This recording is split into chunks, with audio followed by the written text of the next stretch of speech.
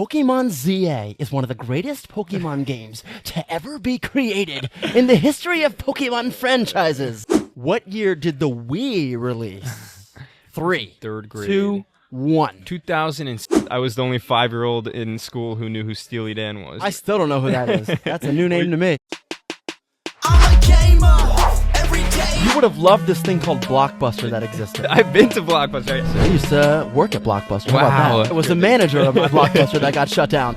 Let's do that again. Okay, let's do it again. No. People are not going to like that.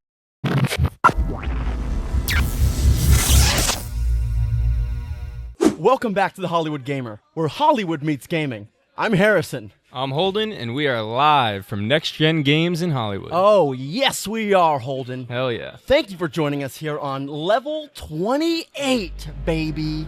Thank you for having me. You can't see the big numbers, but they can see it. It's a post thing. I can't wait. Big numbers right here. There it is. All right, anyway, we have a very special guest, as Holden is our very first musician on the Hollywood Gamer podcast. It's an absolute pleasure to be here. Of course, he's also a gamer, but we're going to get into that a little bit later. I wanted to ask you one big question, just because I know you got a lot of viewers here that are watching that know you.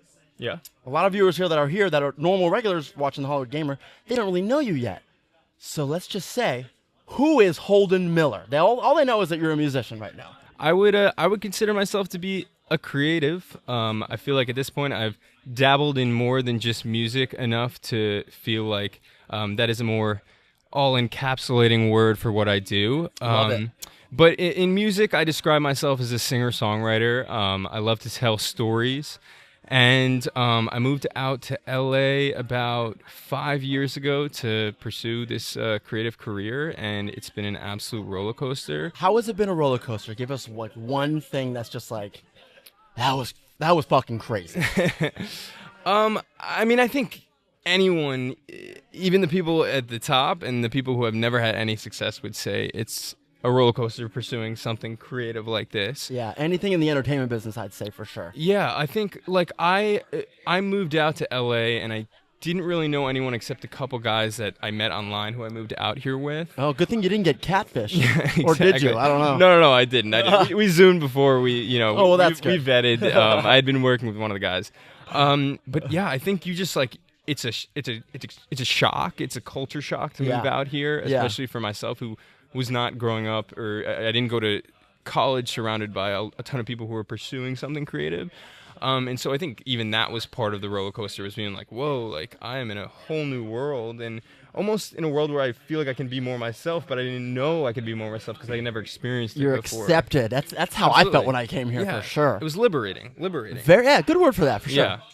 But I think probably like the first peak was we lived in a house in West Hollywood and we hosted a backyard show, and it like we posted an advertisement on TikTok, like not a paid advertisement, but just saying, hey, we're having this house show, and it blew up. Oh. And not only did I see the power of TikTok for my own career for the first time, and social media, but I saw the power of the LA community and how many, like, we had to cap the amount of people that came to the show the first time because, you know, we didn't know how many people could fit in our backyard.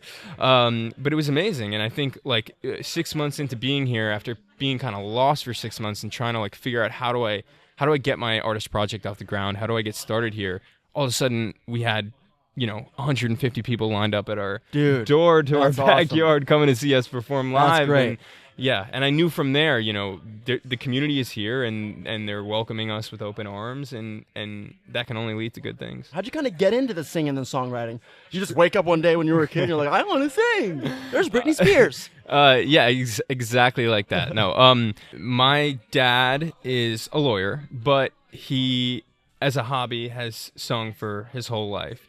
And he sort of got me into what I would consider to be good music when I was growing up. And I wasn't really listening to top 40 radio like maybe some of the other kids were on the way to school. I was.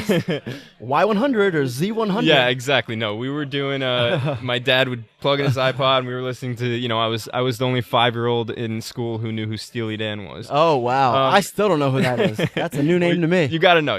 But yeah, and I think that just gave me an appreciation for music at a young age. Oh wow, and then, yeah, that'll do it. But I took piano lessons when I was super young, and I loved it, but I didn't want to do the whole music reading thing. Like it was, Yeah. I didn't want it to feel like homework on Yeah. top of homework I had at school.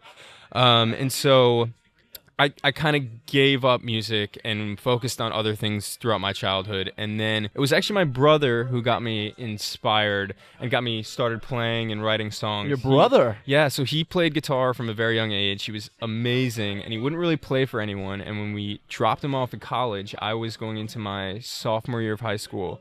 As a thank you to my parents as they dropped him off, he said, you know what, I've always refused, you know, he's kind of an anxious kid, and he was like, I always refuse to play in front of you guys, but as a thank you, I'm going to play this song for you. Oh. And he ripped this Neil Young song on his acoustic guitar, and we got in the car and started driving home, and I said, Mom, Dad, I need to take guitar lessons. I want to be just like that. You were a sophomore. I was a sophomore in high school, and I knew, like that was it. Something just grabbed me about it, and I was like, if he can do it, I can do it. I want to do it. Music runs in the family. I want to be a part of this. Hell yeah, dude. I found a couple months into his college career, he secretly started posting demos of the songs he was writing on SoundCloud.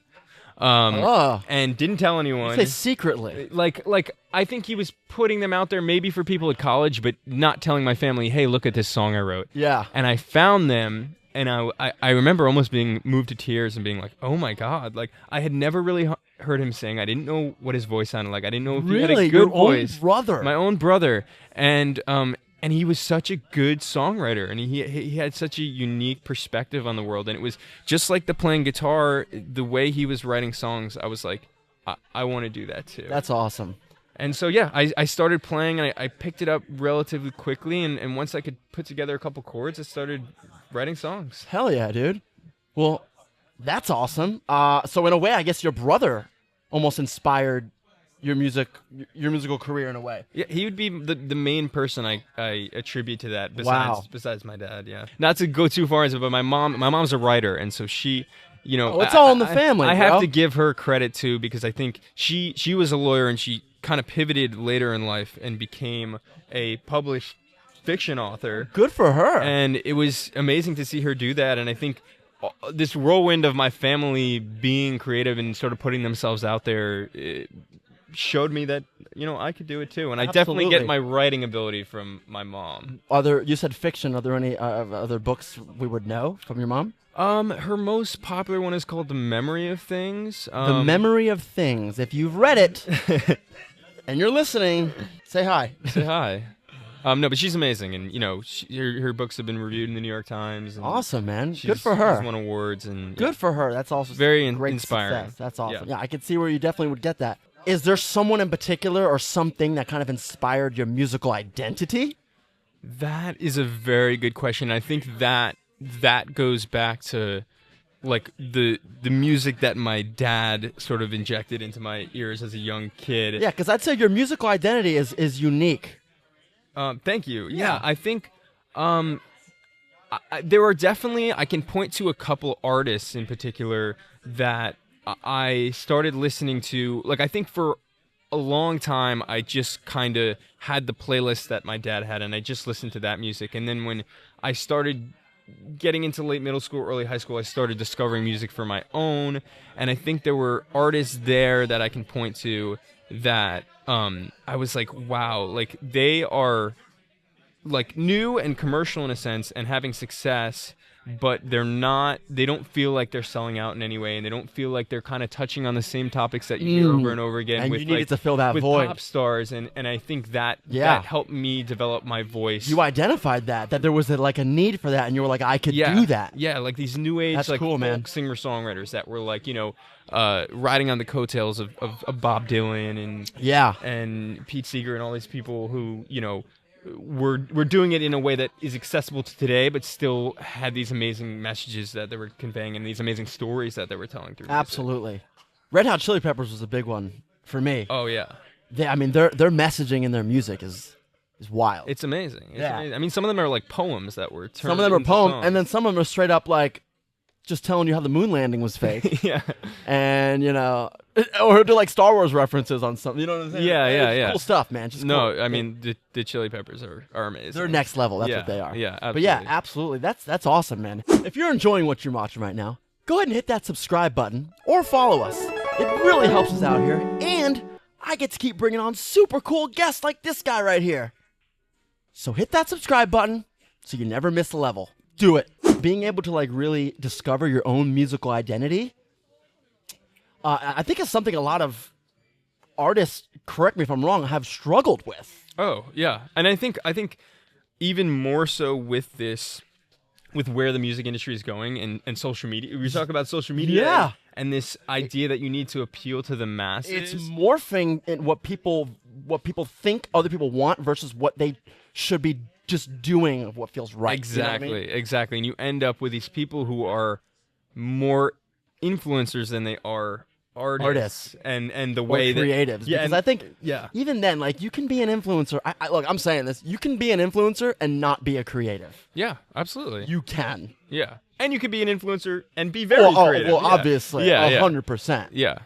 But I think as before, you could be like every influencer was a creative. I think that's different now. Absolutely. I think a lot of them are still creative, obviously. Yeah. It's creativity to do what you do. Sure. All right, cool. Well, I wanted to actually ask you. I know we said something about like crazy stuff, but do you have like an experience or something? Because you've been here in LA for 5 years, Sure. and I've been here for 3 years, and I've seen some wild shit, and I can only imagine what you've seen, especially in a different industry. As I'm in the film industry as a director. You're in the music industry of here in LA. What's like the craziest shit, or your craziest experience you've had so far? So, I think what you may be looking for, nothing's coming to mind where I was like absolutely rattled, and I'm sure like if I sat and thought, I'd be like, oh my god, Yeah. there was that time when this insane thing happened. Yeah. But I think like for me as an artist, something that was crazy just because of like the impact this thing had on my childhood, and then to see myself experiencing it in real time, is what comes to mind is I was taking a step back from my personal project. I just kind of needed a break from the social media stuff, and needed to step back and kind of reevaluate where I was as a songwriter for my own music and what I wanted to convey. And we're talking about this identity stuff, and you know, I think artists have these identity crises either in the beginning or the middle or in the end, More often than one thing. Yeah, absolutely. And so I was taking a step back and I started doing songwriting for other artists, and I was lucky enough. Ah, Mr. Ghostwriter. Yes, exactly. I love it. And I was lucky enough to get hooked up with these American Idol contestants and basically be the first person to have a writing session with these new artists who are on this season of American Idol. And my producer and I wrote this song for this contestant named Cabrian, who's wicked talented. And they did actually, no, it wasn't like a specific original week on American Idol, but they were, picking their songs to perform. I think it was probably ballads. And the producers loved the song that we wrote with her so much that she was able to perform it on American Idol, and I got to go to that taping. Nice. And be in the audience and watch. Oh, that's a great experience. Yeah, like she was like in the top 12 or top 10 at that point, maybe. And I got to see her perform the song that we wrote with her on the American Idol stage. And I think for me, growing up, like, I think American Idol for me and many other viewers maybe fell off a little bit past whatever, 8th or 9th or 10th season. Yeah. But I remember like it being a huge part of my life when I was younger. And my Growing family up for me, like in 2005, the whole family would watch it. yeah, the whole family would watch it together. It was the thing. America would get together and watch American's Idol. Yeah, exactly. The American Idol. You Yeah, know what I mean? And I think I maybe wasn't necessarily doing music at that point, but I think that's part of something that shaped me into wanting to be a singer and a performer. I can only imagine. Yeah, and so to be in that live studio watching someone perform a song I wrote up on the American Idol stage was pretty crazy, pretty surreal. That is. Yeah. Actually, interesting kind of on that vibe. The Voice? Oh yeah. Yeah. The last season, the guy who won, he's my friend, Adam. I went to no school way. with him. Yeah, I went to school with him and That's everything. crazy. Cool kid. I want to talk to you about your writing, though. So, because you and I have talked a little bit about your writing, we're going to possibly work on something together in the future. Yep. But why don't you tell everybody who doesn't know a little bit about your writing? Because from what I know, you've moved on. You've expanded from writing songs to Writing scripts. scripts, movies, shows. Movies, TV shows. so Yeah. what kind of got you into that? So I think sort of around maybe a little bit earlier than at the point where I took a step back with my music career. I was starting to find myself. Because you're like, I'm still a good writer. Yeah. And I still have that. I started to find myself like burnt out. I think I got so close to the music industry and the process of making music that I started to get, and I think people like it's when you learn how the sausage is made, I think people in a lot of creative industries find themselves like, now that I know how the movie magic works, it's not as magical when I'm watching it. Well, here's the thing. It's but something of a curse. I don't know if you have that. Well, you will have that now writing your scripts. I'll never be able to watch my own movie for the first time. Yeah, I ever. mean, it's the same thing. Ever. Yeah, it's the and same I think thing I with write music. I think I make the best movies ever, and I'll never be able to see it for the first time. Yeah, exactly. And I feel that way when I listen to my own music. I'm like, I can never listen to this with like an objective lens. But I will say this: you can feel something that no one else will ever feel. Because, Sure. like some of the scripts, like one of my scripts, a few of them, I just bawl crying while typing some of them parts, and no one will ever feel that. Yes. You know, so it's a trade-off. I think. I mean, I wouldn't trade that feeling. I would not trade trade the that feeling of writing a song and moving myself to tears, like with that own intimate experience. Yeah, I would is never amazing. trade that in. That's something I would take over being able to watch my own content for the first time. Yeah, exactly. But anyway, I think I just got to a point where I was so burnt out as a music listener. I wasn't excited about getting into the car and discovering new music or listening to the music that I think that's just the that curse of the millennials, my friend. We're all just burnt out. Yeah, probably. I was searching for what are other creative things I can consume in the entertainment industry that can get me away from music, and I started to lean on movies. And I always I enjoyed movies growing up, but it was never something that I said, this is what I want to do with my night. This is what I want to do with my next 2 hours, is sit down and watch a movie. Yeah. And I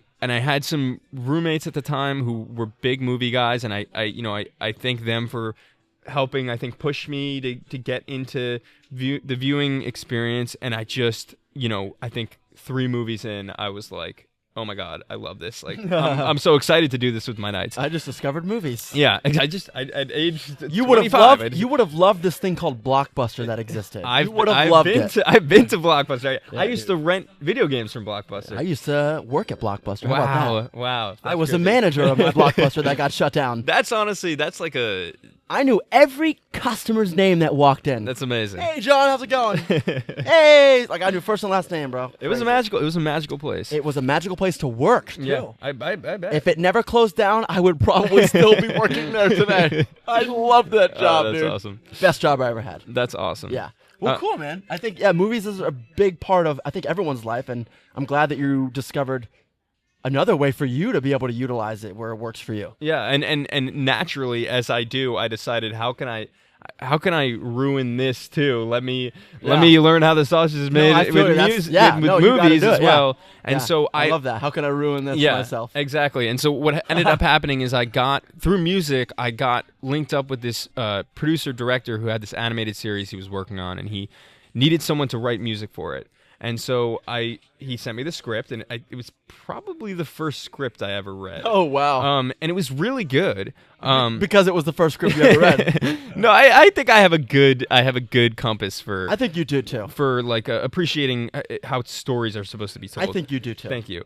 And I started writing music for it, but I also started, developing a passion for the story he was telling in the script, and I kind of started helping him develop it. And through that, I met his manager, who he was working on the project too, and he wanted to thank me for the work I was doing on it, and said, how can I help you? And named all these things that I'm interested in doing, the voice acting and regular acting and writing music for movies, and then I threw in screenwriting, even though I had no idea if that's something I wanted to do, and he latched onto that, and he's like, well, let's get you screenwriting. That's what happens. So he sent me like 4 scripts from his clients and was like, why don't you just read these and see how you feel, like see if it inspires anything, see if it makes you think of anything you might want to do in the film industry.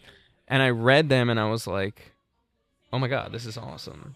Like, I could write something. Yeah, and I could write something like this. Yeah. And I downloaded Final Draft, and I had been... You're using Final Draft? I'm using Final Draft. Is that crazy? No, that's the industry standard. I love it. You know what's funny? What? I don't use Final Draft. No, and one reason is because I don't work with major studios, or I don't give them my scripts. Like, I don't sell my scripts to major studios. Right. I direct and produce all my own movies and shows and Gotcha. stuff, so... So you whatever works for you. No. I have something I use. It's just not Final Draft. I've never shouted them out before. Shout out Writer Duet. Writer Duet. Been using you for 5 years. Absolutely love you so much. Maybe I'll reach out to Writer Duet. Maybe I'll see if I can do something with them. Yeah, I love Writer Duet, man. Industry standard is Final Cut. If you're like selling scripts and working with other studios, I recommend sticking with Final Draft. Sorry, not Final Cut. Final Draft, just because that's what they use and all that. I don't know what that program is like, but Final Draft is very. I felt like it was very intuitive. Final Draft's fucking awesome. Pick it up very quickly. It's awesome. And it just kind of fell into my lap, right? Yeah. It just like I felt like I was doing the thing pretty quickly, because it kind of just like, it outlines it nicely for you, and you're like, oh my God, I have 10 pages of a script, and it looks like, if I went and read blah blah blah script. And so I started with. I'll shout out my buddy Justin, who I co-created this animated series with, and we came up with the idea one night. And don't say it. I'm not gonna say it. I'm not gonna say it. Especially if I might produce it. Don't say the idea. I'm not saying. Don't say anything. I'm not gonna go into any detail. But we had this idea, and we've had a million ideas throughout childhood and growing up that we jot down in the notes app, and it's like it dies in the notes app. That's what happens. Yeah, and for some reason, I think one idea really stuck. Yeah, it was at the perfect crossroads of I'm reading these scripts and I'm learning the formatting and I'm looking for something creative to do that's not music, and I just busted open Final Draft and I started typing. When that happens, it happens. Yeah. When that happens, it really, really happens, and it's just all the pieces fall together. I'm hoping it works like that all the way through. And that's what you call lightning in a bottle. Oh, yeah. That happened with my last feature. Everything just kind of came together so beautifully. There's not a better feeling. Yeah, it's really creative. It's literally it's like amazing. it's called. I don't know. It's just the feeling is lightning, bro. It's wild. Yeah, it's really wild. I only wish you the best on your writing endeavors, because I think you've got a knack for it. Thank you. And I'm excited to see what else comes from that. Yeah, me too. Thank you. Thank you very much. Let's change lanes over a little bit to the gaming side of things.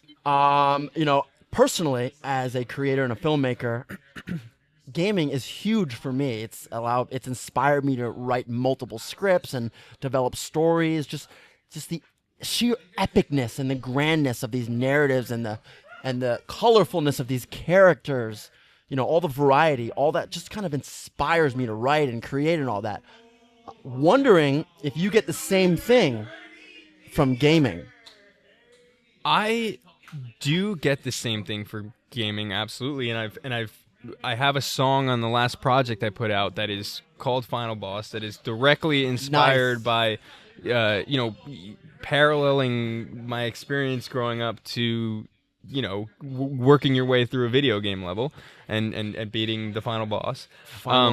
Really? Yeah. I gotta hear it. I was actually listening to your stuff on Amazon this morning, and that didn't come up, I don't think. It's it hasn't broken through yet, but maybe after this podcast we can get some streams. Yeah, I think so. I'm excited to hear it. Final Boss. Look out for Final Boss. Final Boss. Holden Miller song. So yeah, I think that is a very direct example of video games inspiring me as a creative. But I think what it does for you, and I started playing at a very young age, probably younger than my parents would have liked. What were you playing? I had a Game Boy Color. Hell yeah. And I was only allowed to play in the car, on car rides. So it was very limited. You loved going places. Yeah, it was like We going to the car? Are we going? Keep We have to go to the driving. grocery store? Okay. It was like small rules like that. My mom, my mom was being a good mom and was like, I don't want you growing up like this with the screen. Right. So she started with that, and then got a GameCube when I was like. What games were you playing in the car? Was it Pokemon? What were you playing? It was Pokemon. Hell yeah, the it was. early Pokemon games. I had this Tom and Jerry game that I loved on my Game Boy Color. Nice. And then You got a GameCube. I got a GameCube, and Smash Bros was obviously big. What about Legend of Zelda: The Wind Waker? The Wind Waker was big. Actually, my one of my early introductions to video games. So I was thinking about this, and I need to shout them out on the podcast. I have a family of cousins who live in Finland, and my cousin Daniel, who's significantly older than me, when he would come to the States, his cousin Daniel's in his 70s. my cousin Daniel's in his 70s. He's 73. He's 89. No, so he'd be a little bit further along in his video game journey, and he would come, and there's an iconic photo of my brother and I sitting on the couch. Daniel's in the middle. We're leaning our heads on each one of his shoulders, watching him on his Game Boy Advance playing The Legend of Zelda: Link to the Past. Link to the Past. And it was like I was watching that on a 70-inch flat screen TV. Like I was so invested in it. And he locked in. I was locked in, and he came and he installed on our family computer a NES emulator, an NES and an SNES emulator. I think it was those two, and we had every game from those consoles at our fingertips. You were a bad boy. I was a bad boy. That's naughty. And we would play. We would play Chrono Trigger. We would play Final Fantasy. Dude. We would play Super Mario RPG. Oh, yes. And when I say we would play, my brother would be on the sticks, and I would sit there and watch, and it was my favorite thing to do. Like, I didn't even want to touch the controls. I just wanted to sit there. That's awesome. And observe him and, maybe help him with a puzzle or two. I wish someone would watch me play video games when I was younger. I mean, I think you really liked it. That's awesome. Yeah. And so that was like my early intro to video games. And I think what that does as a child is it just lets your imagination run wild. It really does. There's so many boundaryless ways you could just take it. And it's huge. It was huge for me. Yeah. So, I mean, so as you kind of saw those games, what kind of games did you see yourself kind of gravitating more to as you got older and that rule where you could only play in the car disappeared? I mean, I loved and I still love like open world games. Like I think for that very reason of like it's limitless. Like I love I just feel like the world is yours. Yeah, yeah. Every opportunity, which is what I feel about Elden Ring every time I start a new game. Yeah, exactly. And granted, I think because as the younger sibling, I think it's a trait of a younger sibling to not want to be alone and want to be with people. So I didn't find myself like playing through a lot of solo storyline games, which is like when I have conversations with other gamers, I think it's kind of shocking because like I would consider myself to like have put in my hours as a gamer throughout my life, but really haven't played some of the things that people were like, if you're a true gamer, you play this. But I wanted to game with people as a social thing. Yeah, for sure. And so like my brother got me into World of Warcraft, and I played RuneScape a lot when I was little. And I think like just being able to walk around and like being like there is absolutely no end to what I can do and what I can spend 4 hours chopping down a tree or 4 hours like. Oh, so you're like crafting crafting games. I was just like collecting materials, Minecraft. Yeah, I was Minecraft, a big Minecraft phase for sure. Cool, man. All right. Did you ever witness what's his name? It was like your avatar but with like red eyes or something. What was it called? Oh, I don't know. You know what I'm talking about? Well, I kind of remember stuff with like there was like little Easter eggs where the creator you'd run into like the developer or I don't know, maybe. Supposedly there was like this spooky version of your character, whichever you created, it would appear and it had like it looked dead. It had like red eyes. It was creepy for some reason, and they did it. They paid homage to it in the Minecraft movie. Gotcha. They did. It was like for a quick moment you could see it. Steve had like red eyes. Yes, I do remember that. I do remember that in the movie. Yeah. Yeah. So that's what that was. So I guess you never experienced it. I didn't. Maybe I'm not. Maybe I'm not a true Minecrafter. I don't know. I've just heard about it from someone who just like lived in the world of Minecraft for a few years. Sure. Yeah, Sure. like lived there. Yeah. Anyway, is there something in particular you're playing right now, actually, Mr. Holden Miller? Is it crazy to say what I'm playing right now is not a video game but a board game? No, I mean we're literally in a tabletop Yeah. store, so there's board games all around us. So I recently moved out and moved in with my girlfriend, and I've been playing less video games. Because you feel like you're being judged. No. I just I'm spending more time on Painting your nails. on my artistic endeavors. No, I painted my nails a lot when I moved out here. I don't do that anymore. Got it. But I it felt like the move felt like a good opportunity to focus on the things I want to get done. That being said, my friends and I, the roommates that I lived with before I moved out, we're in a big Monopoly phase right now. Cool. And Just like so, McDonald's. Yeah, just like McDonald's. We were before McDonald's. McDonald's piggybacked off you guys. Exactly. So we You guys are in a big game of Monopoly right now. we get one done at least one done a night when we're playing, and we've gone actually back and forth. I guess it kind of is a video game because we've gone back and forth from playing the analog, the old school tabletop version, and they just recently found a really good version of it on Xbox. Yeah, PS5 and Xbox has a new version. Yeah. It just recently dropped, It's actually. awesome. It's like fully customizable. And Oh, so, yeah, it's a PS5 or Xbox. Yeah, it's great. It's great. everything. And so I just played it. They were like couldn't wait to tell me about it because they found it. And Yeah. so I played that for the first time with them last Tuesday, and it was a Oh, blast. But we've been playing like at least weekly. We've been firing up Monopoly games. Hell yeah, dude. And like that was a big game for me in my You're playing childhood. online with each other. Playing online with each Oh, that's other cool. a little bit. That's And cool. I mean, I think at the end of the day, I prefer to play like rip open the box and like really feel the game Have pieces. that physical connection. And I like to bank. I like to Yeah. do the math and, Yeah, and yeah, dole yeah. out the money. Nerd. Yeah, I'm a total nerd. All right. Hey, man, that's fair. Yeah. I love it. Well, it is actually time for us to move on to our speed run trivia. Let's go. You know what it is. I know what it is. He kind of knows what it is, but not really. I'm basically going to read a bunch of gaming questions. Okay. And after I read the question, I'm going to say 3, 2, 1. And you're going to try to answer the question as quick as you can. And I'm going to freeze up over and over, and they're going to say, this dude is a total fraud. You know what? I'm going to tell you right now, you might just, I think despite how bad you do, despite how bad you think you're going to do, you probably won't be the worst ever performing trivia guest Okay, on our podcast. okay, We've had that's some good. really underperforming. I mean, Ethan was like, everyone here remembers Ethan Mole, level 25. Ethan, he's a friend of Ethan's. Yes.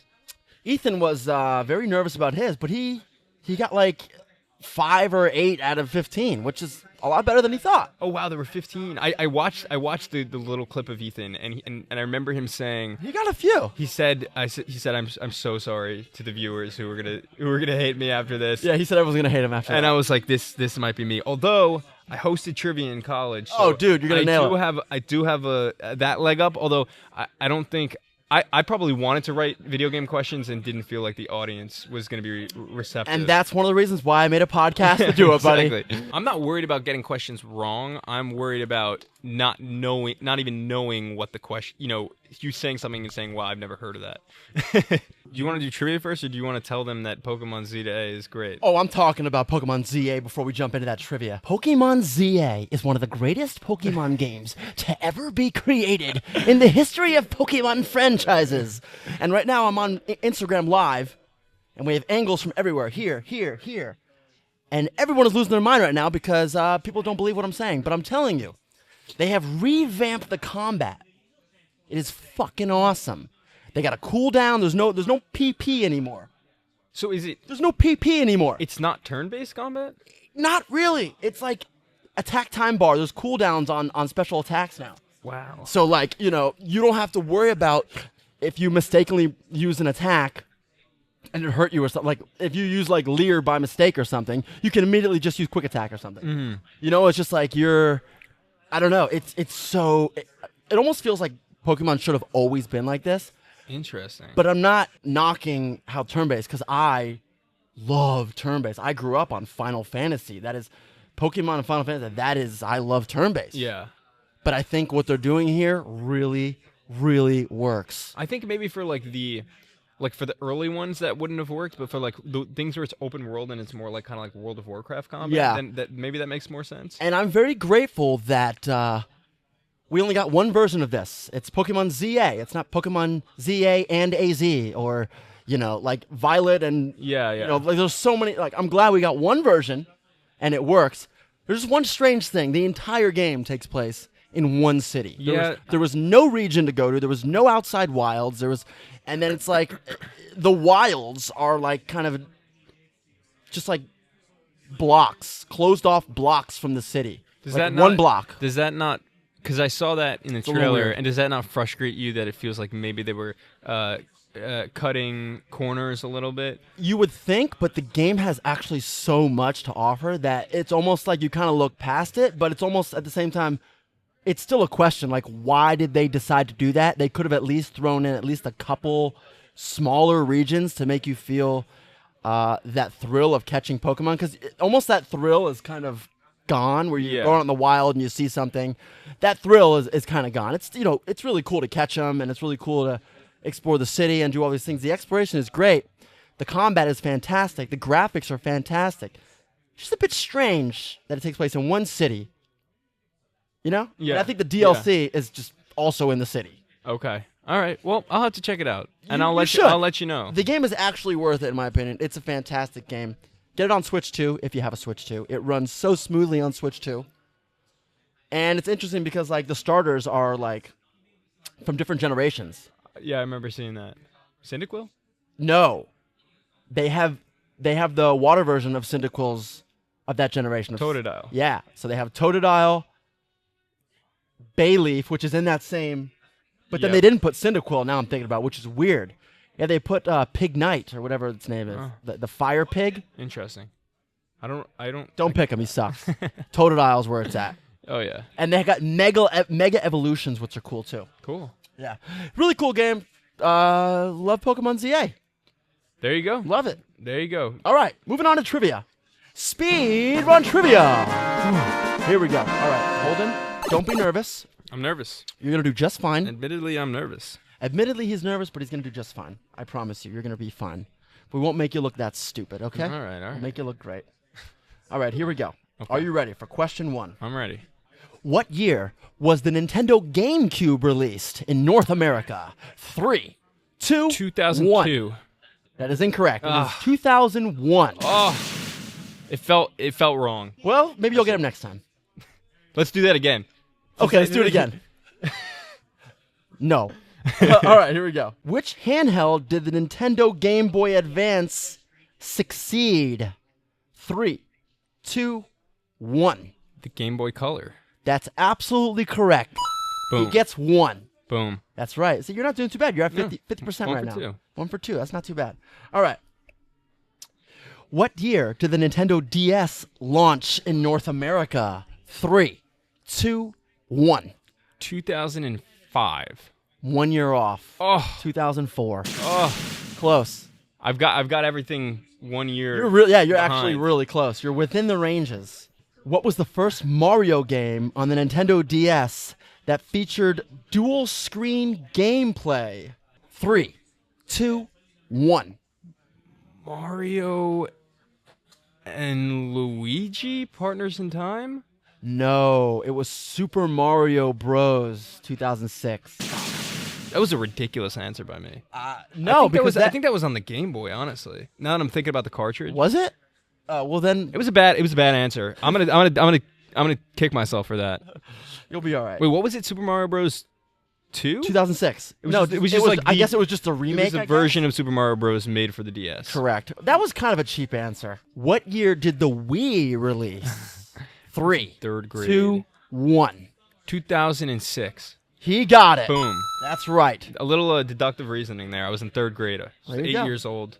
Great job. 98, That's 2006. right. But That's right. You were 8 in 98? No, I was born in 98, and I was Okay. 8 years old when the Wii came out. I was gonna say I was 8 in 98. Okay, all right. Yeah, no. Yes. I was not 8 in 98. I am 35 years old. Okay, you were 1990, baby. That's a good year. It's a great year. What year did the Nintendo Switch launch? 3, 2, 1. 2000 I'm a gamer every day, every night, every hour, every minute, every second.